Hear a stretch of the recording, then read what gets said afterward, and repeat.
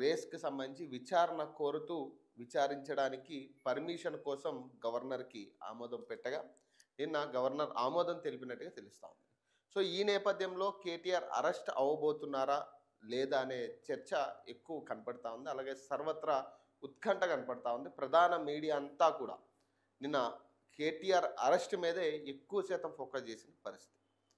So స్థానిక సంస్థ ఎన్నికల విషయానికి వచ్చేసరికి ఏదైతే పంచాయతీరాజ్ ఎన్నికలు ఇప్పటికే 3 విడతల పెడతామన్నట్టుగా ఈసీ డిసిజన్ తీసుకున్న పరిస్థితి. ఈ నేపథ్యంలో 42% రిజర్వేషన్ అనేది పార్టీ పరంగా ఇవ్వాలనేది పార్టీ చెప్తున్న విషయం. సో పార్టీ శ్రేణులు, పార్టీ పెద్దలు చెప్తున్న విషయం. కానీ దీన్ని యాక్సెప్ట్ చేయమంటూ కూడా బీసీలందరూ వ్యతిరేకంగా నినాదాలు చేస్తూ ఉన్నారు. మాకు పార్టీ పరంగా 42% రిజర్వేషన్ వద్దు, చట్టపరంగా చట్టబద్ధతతో ఒక జీవోని తీసుకొచ్చి మాకు 42% రిజర్వేషన్ కల్పించాలనేది బీసీ సంఘాల నేతలు అలాగే యావత్ తెలంగాణ బీసీలందరూ కోరుతున్న అంశం. సో ఈ 2 ప్రధాన వార్తల్లా కనపడతా ఉన్నాయి ఈరోజు. సో ఒక్కసారి వార్తలు చూద్దాం. కేటీఆర్ విచారణకు అనుమతి.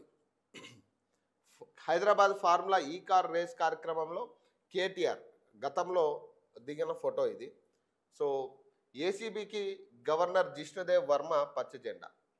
ఫార్ములా ఈ రేస్ కేసులో కీలక పరిణామం. ఛార్జ్షీట్ దాఖలకు ఏసీబీ సన్నాహాలు. రేవంత్ ఆదేశించారు, గవర్నర్ పాటించారు.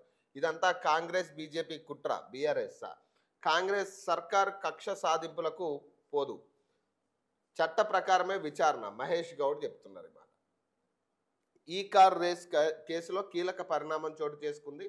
ఈ కేసులో A1గా ఉన్న బీఆర్ఎస్ పార్టీ కార్యనిర్వాహక అధ్యక్షుడు ఎమ్మెల్యే కేటీఆర్ను విచారించేందుకు రాష్ట్ర గవర్నర్ జిష్ణుదేవ్ వర్మ గురువారం అనుమతించారు. ఈ కేసుకు సంబంధించి ఏసీబీ అధికారులు ఇప్పటికే పలుమార్లు కేటీఆర్ను ప్రశ్నించారు. ఈ క్రమంలో కేటీఆర్ ఇతర నిందితులపై ఛార్జ్షీట్ దాఖలు చేయడానికి ఏసీబీ అధికారులు సన్నాహాలు ప్రారంభించారు. నాడు మంత్రి హోదాలో నిర్ణయాలు తీసుకున్న కేటీఆర్ను విచారించేందుకు అనుమతించాలంటూ ఏసీబీ నుంచి వచ్చిన లేఖను నిన్న గవర్నర్ ఆమోదించినట్టుగా తెలుస్తూ ఉంది. సో ఇక్కడ క్లియర్ కట్గా ఒక విషయం చెప్తా. సో ఇక్కడ కేటీఆర్ కానీ కేసీఆర్ కానీ లేదా హరీష్ రావుని కానీ అరెస్ట్ చేసే పరిస్థితులు ఉండవు. కేవలం